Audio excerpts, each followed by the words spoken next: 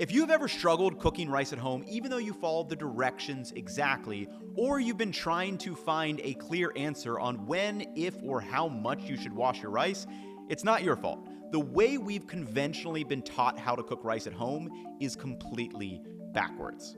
For example, I want you to take a look at these 4 clips of rice. 3 of them have the beautiful individual grains that we all strive for, but what if I told you the mushy pile was the only one that was washed prior to cooking, and it was also done in a rice cooker? Using conventional wisdom, this rice should have came out perfect. However, the other 3 were cooked in completely different ways, and none of them were washed beforehand. The first was cooked in the oven using a baking dish, the second was the classic stovetop method, and the last one, I just boiled it like pasta in a large amount of water. In all 3 cases, even though I used drastically different methods and didn't bother with everyone's most common tip of washing it first, I was able to get beautiful looking, aromatic, and great textured rice. So if you have ever struggled with cooking rice at home, or sometimes it works and then sometimes your rice doesn't come out the way you expect it to, I promise by the end of this video, you will be able to make great textured rice every single time you cook, regardless of the tools, techniques, or method you choose. And in order to fully understand how rice works, this video is going to be broken down into 3 parts. Part 1. What is rice? We'll cover how we go from rice seed to brown rice to white rice and talk about how the starch composition affects the texture of different rice varieties, such as why basmati rice comes out nice and fluffy compared to a glutinous sticky rice. In part 2, we'll go over the science of cooking rice. We'll cover the 2 variables that every home cook needs to understand: the water absorption rate and the evaporation rate. And in this section, I'm going to do 2 tests where I asked, is there an optimal amount of water for rice to absorb? And second, do different rice varieties absorb different amounts of water? Where I cooked 7 different varieties of rice side by side. And using what we learned from part 2, this will bring us to part 3. The 4 essential rice cooking techniques that everyone should know. I'll explain how to cook rice in a few different ways, when to use them, the pros and cons of some of these cooking methods, such as cooking it like pasta, washing versus not washing, or even doing it in the oven. And as a disclaimer up front, there is no single best method to cook rice at home. The only thing that matters is by the end of this video, you understand how to make rice that you are happy with. So, let's break it down. For a lot of us, our freezer becomes a place of forgotten and freezer burnt foods. However, today's sponsor Wild Grain will help you fill your freezer with foods you actually want to eat and can be used to inspire all sorts of weeknight meals. Wild Grain is a bake from frozen subscription box for sourdough breads, artisanal pastries, and fresh pastas. The boxes are customizable to fit your desires, and everything bakes in 25 minutes or less. In my box, I picked out Bavarian pretzel rolls, sesame sourdough, everything bagel sourdough, some gnocchi, and fettuccine.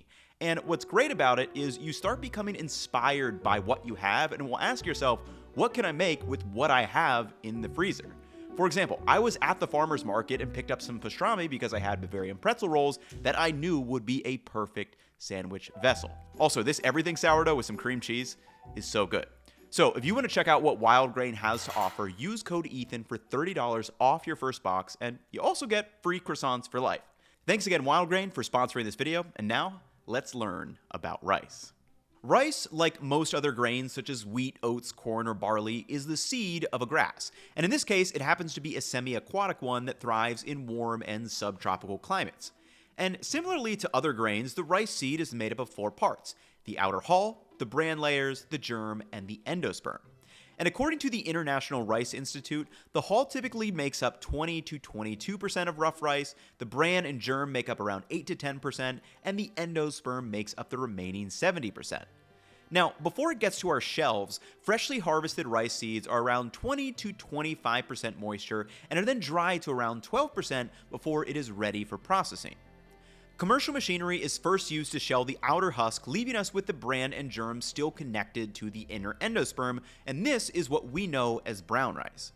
The bran is mostly made up of a mix of insoluble and soluble fibers, and remember this for later. Brown rice does not need to absorb significantly more water in order to be fully cooked compared to white rice.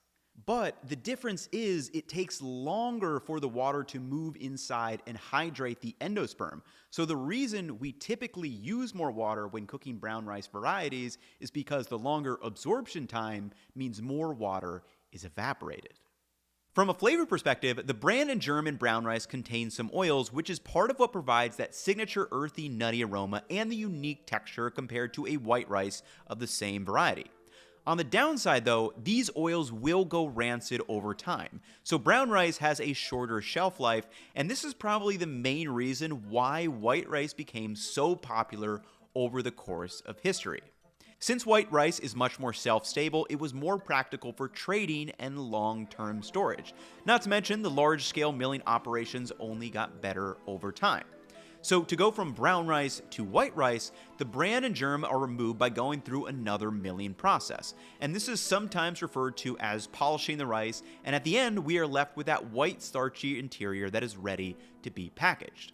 Now, a quick interesting side note from the pasta video, the yellow endosperm from durum wheat is what is ground into semolina flour that is typically used for pasta dough. But the reason why rice and pasta have a significantly different texture when they are cooked is that the proteins in durum wheat form gluten when they are hydrated, but the proteins in rice do not. As many of you may know, all types of rice are naturally gluten-free, and there are so many different varieties eaten around the world that vary in length, width, and girth, from jasmine, basmati, Carolina Gold, arborio or bamba, sushi rice. There are so many different varieties of white rice. However, have you ever wondered how these white rices end up with such different textures? Like, why does basmati come out nice, fluffy, and almost dry feeling, and what makes sticky rice sticky? Well, as noted in the chemical aspects of rice grain quality, many of the cooking and eating characteristics of milled rice are influenced by the ratio of two kinds of starches, amylose and amylopectin. On a 100-gram basis, the white rice varieties are made up of 80% carbohydrates in the form of starch, amylopectin and amylose, 12% water, 7% protein, 0.5 to 1% fat, and then about 0.5% other micronutrients. And exactly as we learned in the potato deep dive, amylose is made up of a long single chain of 1,000 or so glucose sugars, while amylopectin is made up of 5,000 to 20,000 short chains of glucose in a much denser branched network. And according to the USDA, white rice varieties are typically classified into 4 categories.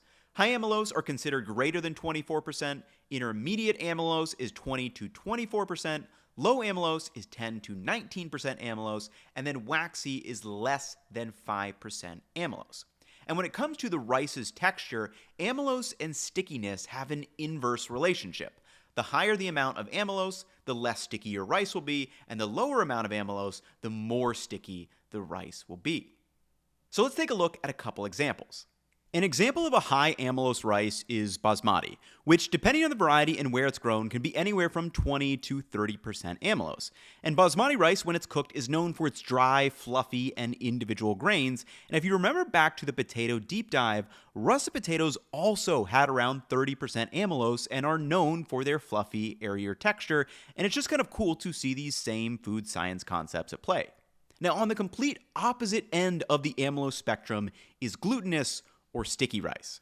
According to this paper on the production of glutinous rice flour, sticky rice can have just 1 to 2% amylose. And when uncooked, this rice has sort of a white, milky appearance, but once it is cooked and it has absorbed that water, has a really unique texture that is very sticky and moldable. And this rice is popular in northern Thailand and Lao cuisine.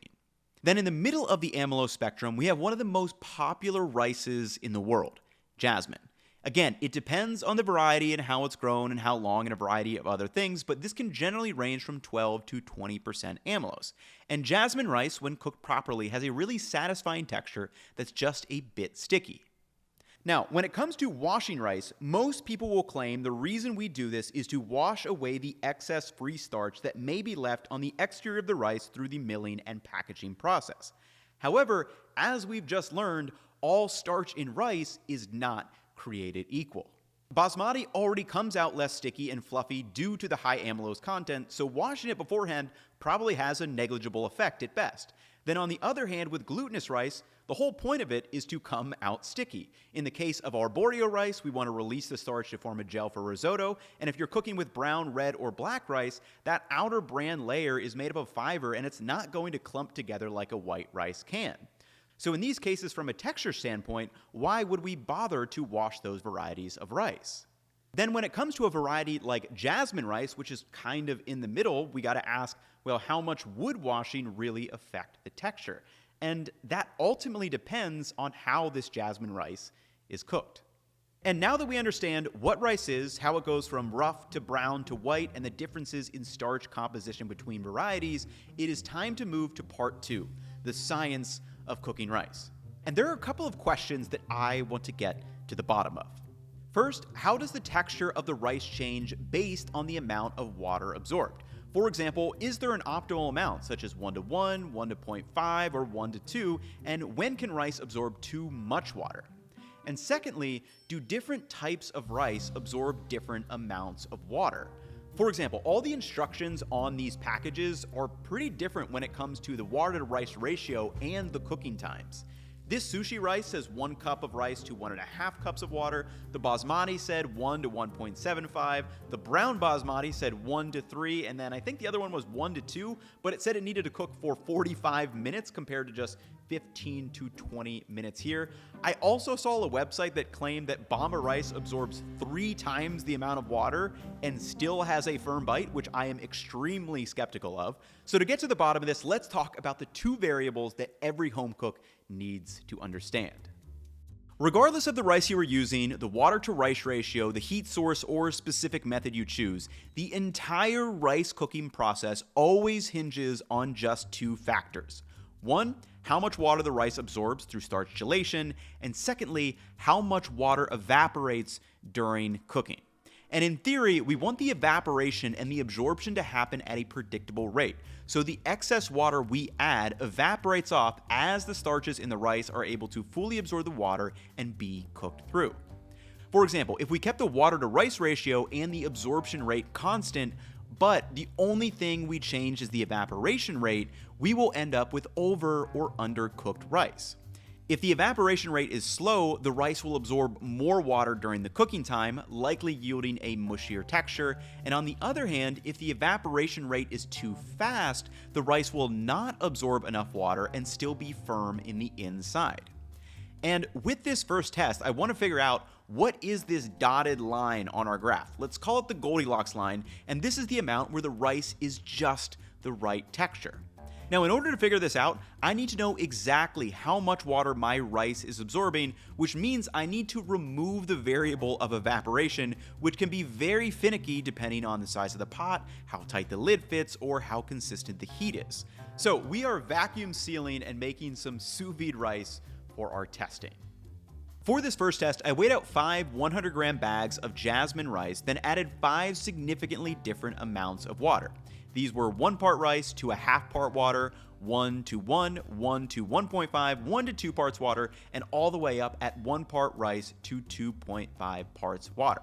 I then vacuum sealed the bags and placed them in a sous vide bath at 195 degrees Fahrenheit, and we'll be able to see how the texture of the rice changes based on how much water is absorbed.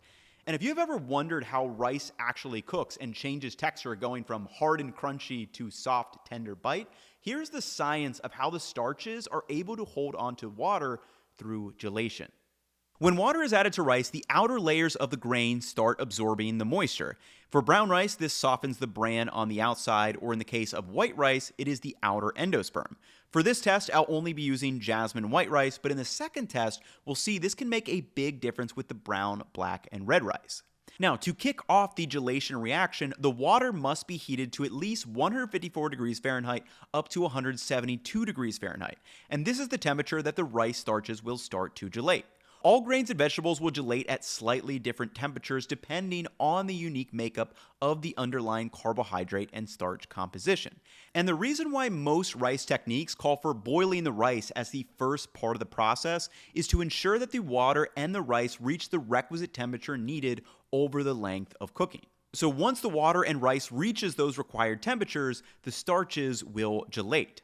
Gelation is a physical reaction where the starch granules absorb the water, swell, and leach the amylose and amylopectin into the water, and it forms a gel. Now, starch gelation itself is purely physical. It reorganizes the starch molecules, making the texture of the rice soft and tender, but does not break or form new chemical bonds, like the Maillard reaction, for example. And as I quickly found out in this first test, rice can absorb a lot of water. Okay, rice should be completely cooked through. Let's take a look and see what we got.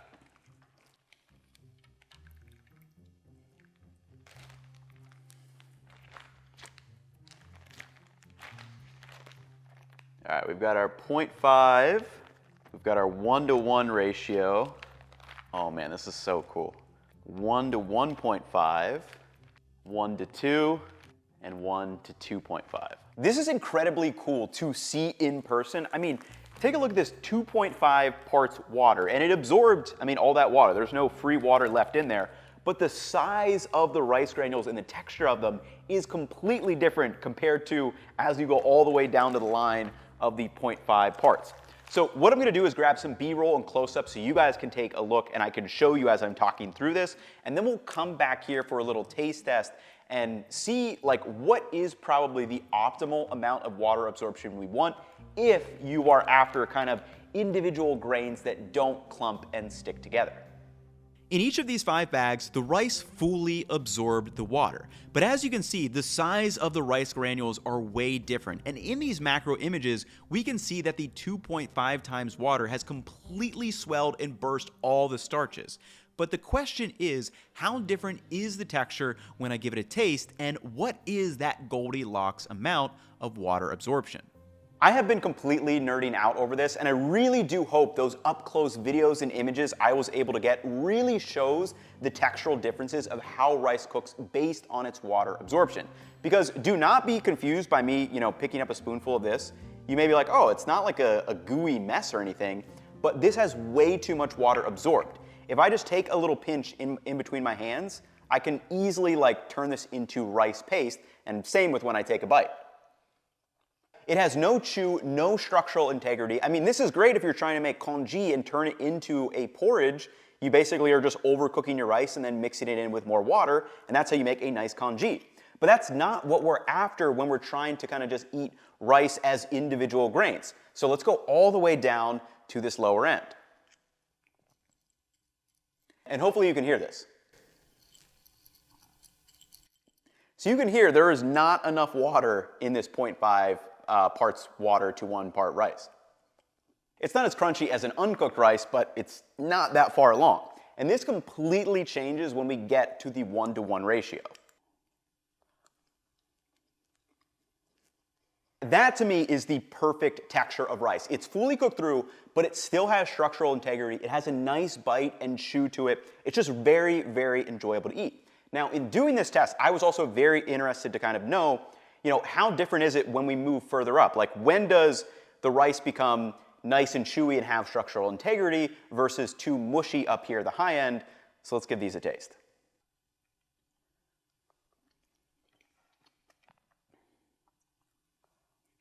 Okay, so 2 parts is just, again, way too much. It's much closer to the 2.5 parts where it's kind of mushy and it's just not really what I think most people are looking for in the texture of the rice.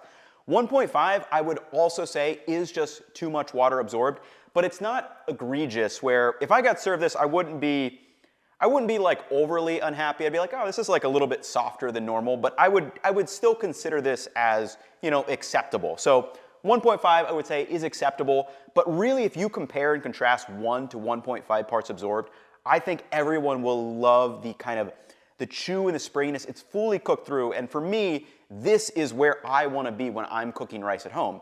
And now what I am very, very interested to test is to do this exact same sous vide rice, except we're only going to do 1 part rice, 1 part water, and we're going to do a whole bunch of different rices and see how different the textures are when we change up those starch composition changes. So let's go. Okay, so based on my observations from test number 1, I'm actually going to turn our Goldilocks line into a Goldilocks zone of 1 to 1.25 parts water absorbed. Now, could you get even more granular and do testing like 1.1, 1.2, 1.3, 1.4? Yes, we totally could, but I don't want you guys to get the idea this needs to be an overly scientific and like very tedious process. So what we're going to test next is what happens when we keep the water to rice ratio the same, but change the varieties of rice we use. And as I mentioned earlier, the two main starches in rice behave differently when heated. Amylose doesn't gelatinize as easily and makes the rice less sticky, while amylopectin gelatinizes more readily, making rice stickier. So for the second test, we're going to keep the water ratios the same, but we have very different amounts of the starch composition from all the rice varieties. Again, I weighed out 100 grams of each rice. I used 4 white rices, white basmati, sushi rice, arborio rice, and the glutinous rice. Then I used 3 whole grain varieties, brown basmati, black rice, and red rice. For each, I added 100 grams of water, a 1-to-1 ratio, vacuum sealed them up, placed them into the 195 degree Fahrenheit sous vide bath, and as you can guess, the white rices fully absorb the water much quicker than the whole grain varieties. So how does the texture of the rice change based on the starch content? Let's see. So again, very cool to see all of the textural changes and how the rice cooks. And one of my very first observations is that, as you would expect, it took a lot longer for the brown rice, black rice, and the red rice to fully absorb that water. The red rice took like an extra 25 minutes. This was about 20 minutes and maybe 15 minutes longer than all of the white rices, which I just pulled off at the same time because we have direct, or the water has direct access to the endosperm, so it absorbs much faster and cooks much faster, which means it evaporates less water, everything else being equal. Now, what I'm interested to kind of test here is just notice how the texture changes based on the starch types within these. So let's start with basmati. I've got to say, I think basmati rice might be my favorite just to eat plain. Like it's got that drier feel. Obviously it's not very sticky. You can see all the individual grains, very aromatic, such a good rice to eat. Like throw anything over it and you're probably gonna have a good time. Now, when I move it down to the arborio, now this was very interesting to me because normally we use arborio rice for risotto. So cooking it in this way in like a 1-to-1 ratio is really a weird and unconventional use case. And it makes sense because you can see it's kind of all clumped together and there are some, like you can still see the granules, but it makes sense that this would be better if I added more water and kind of made that nice slurry and gel consistency that you get from risotto with arborio rice. So that just makes a lot of sense. And then moving down here, again, we have sushi rice, which is similar in size to arborio rice, but you can see the individual grains a lot easier in this, and it makes it nice and easy to kind of form, your little sushi rolls. Like you can see, like this would be what the nigiri. Like you could put a little piece of fish on top of that, and then there you go. Now, the next one is glutinous rice, and this has such a unique and sticky and chewy texture that is really, really quite addictive. Man, the texture on this is so interesting. And again, it is pretty darn sticky. You can see that very, very sticky, very, very interesting texture. Now, when I get to the brown basmati rice, such a different texture and a much more intense nutty aroma. As you would expect, has that heartier texture, and I think it's because of the little germ that you can see in there, in addition to that bran layer, which, again, they're not made from starches, so they're not gonna have the same texture as a white rice, obviously. Big difference here when you cook brown rice is that, again, like I mentioned, it just takes a lot longer to actually absorb inside.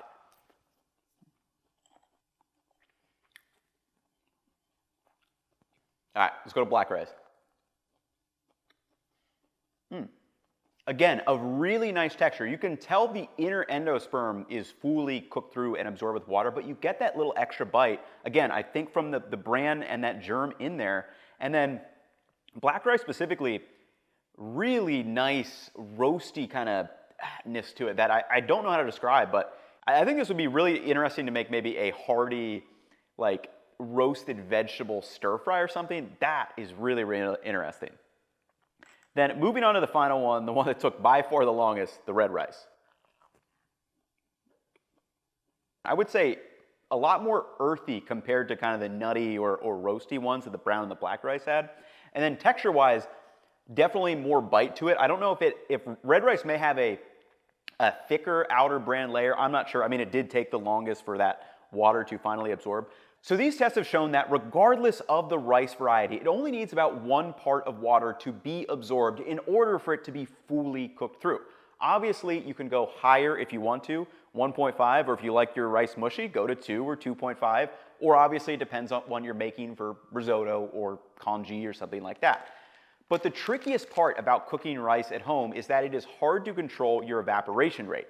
I've been doing this with vacuum sealed bags in the sous vide, but obviously this is a pain to set up. I would absolutely not recommend that you cook rice like this on a daily basis. It's just absolutely ridiculous.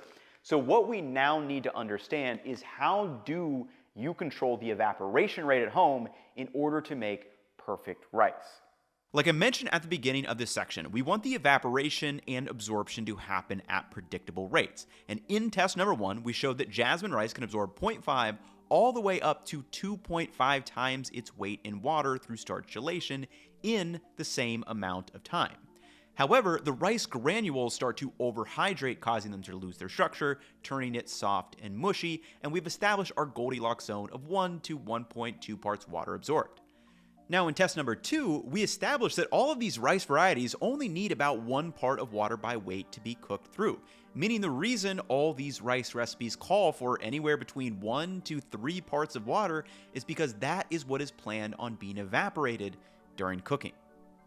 Now, the recipe on your particular rice package may be an okay starting point when it comes to making rice at home. However, based on what I've learned and in my experience of just cooking a lot of different rices now, I find that most of these recipes generally tend to overestimate how much water you need to start with, because there are so many different variables that will affect how much water ends up being evaporated.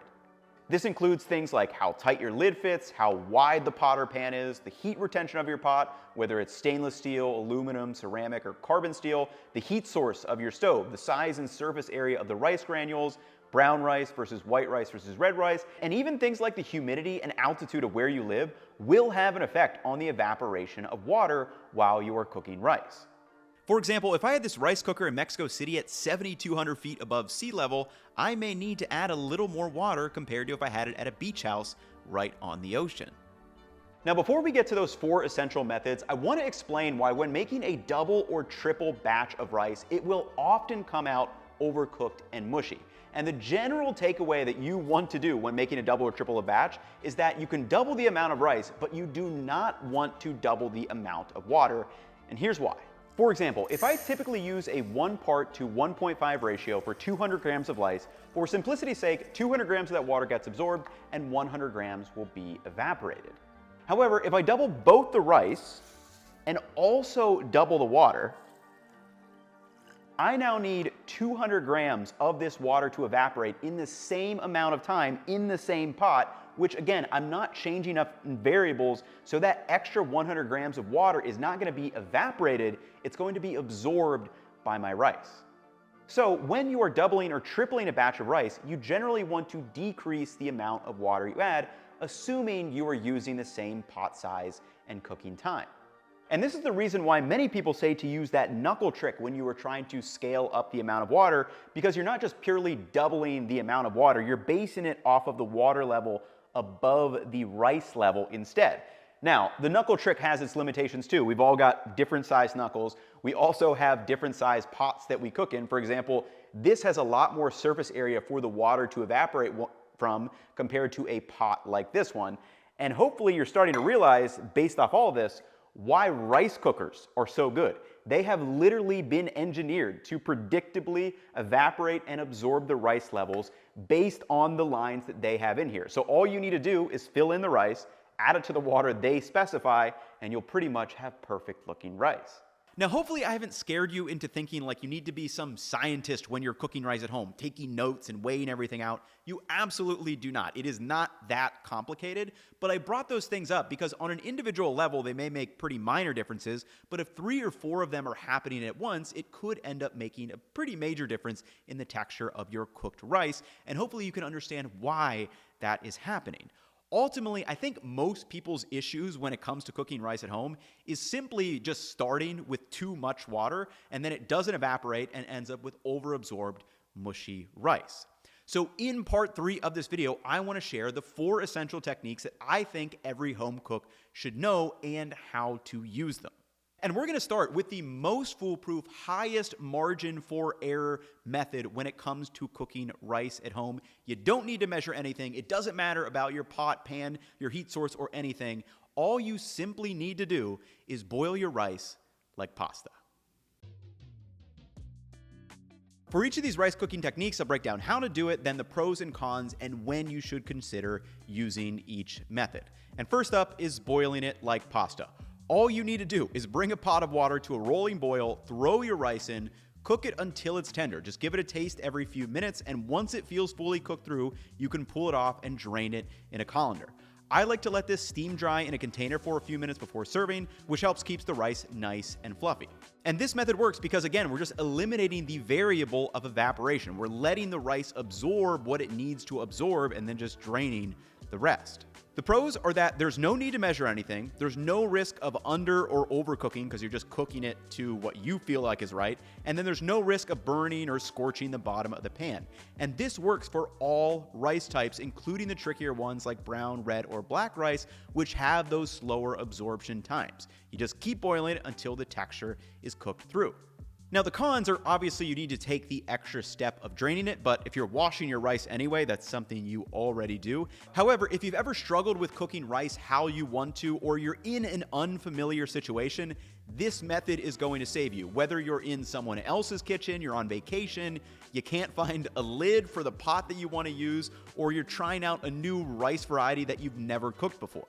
Now, if you want a more hands-off, automated approach to cooking rice, this is obviously where the rice cooker shines. Like I've mentioned, rice cookers have been engineered to consistently make great rice. Just follow the instructions and fill the water up to the line they specify. Now, one tip that I have is you can typically use even less water than the instructions specify. Remember, rice only needs to absorb about 1 part of water by weight, so if you like it a little bit chewier, I typically do close to 1 to 1.1 parts by weight, and it turns out amazing.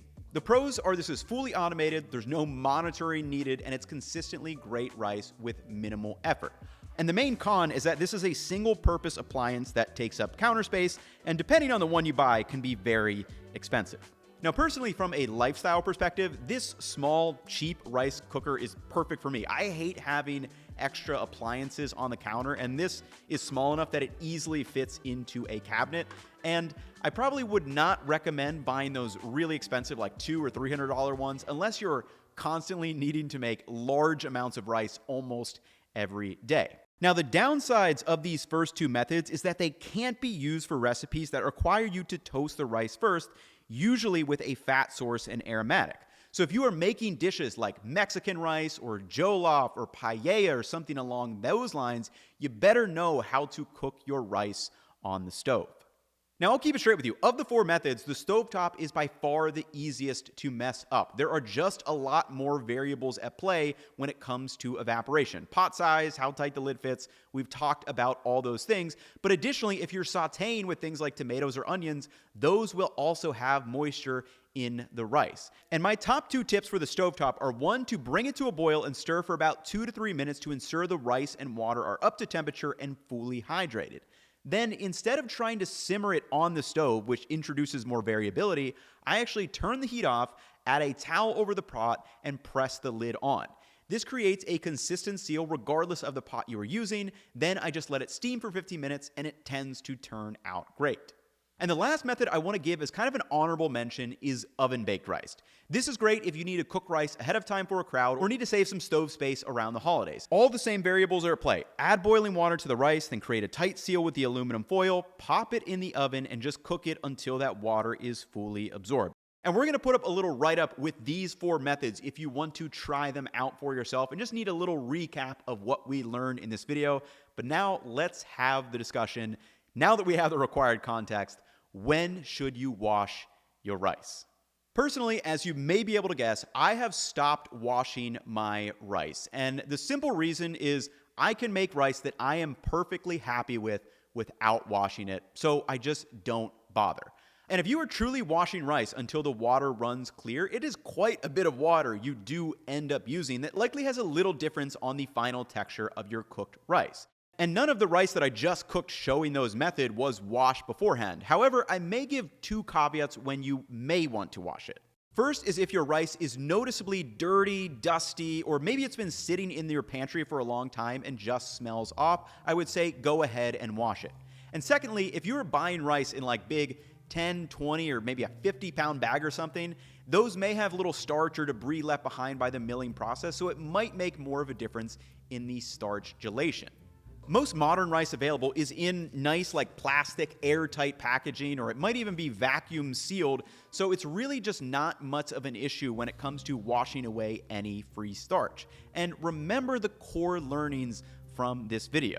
The texture of rice is going to be primarily dictated by three things: the length, width, and girth of the rice granule, the amylose and amylopectin content that make up the individual granules, and then how much water is absorbed through that cooking process.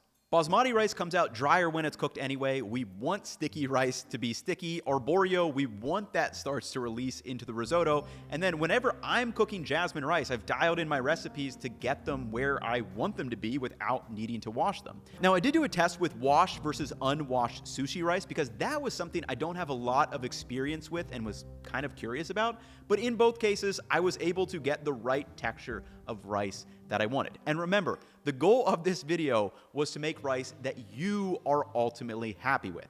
It does not matter what I do. It does not matter what someone else does. Make rice that makes you happy. And if you've ever struggled, just throw it on a big pot of water and boil it like pasta. So hopefully you guys have enjoyed this video. It was a lot of fun to put together, and I learned so much. It felt like I was seeing the rice matrix for the first time, like all these tips, tricks, methods, or when I've made rice in the past and it hasn't turned out the way that I wanted it to, I now understand why. Also, that website that was claiming that Bomba rice like absorbs 3 times more water, it's like, no, the way you cook paella with Bomba rice is typically in a wide pan with no lid. So it doesn't absorb 3 times more water, or else it would be so soft like that jasmine rice in the first test, but it's evaporating so much water because there's tons of surface area and there's no lid to it.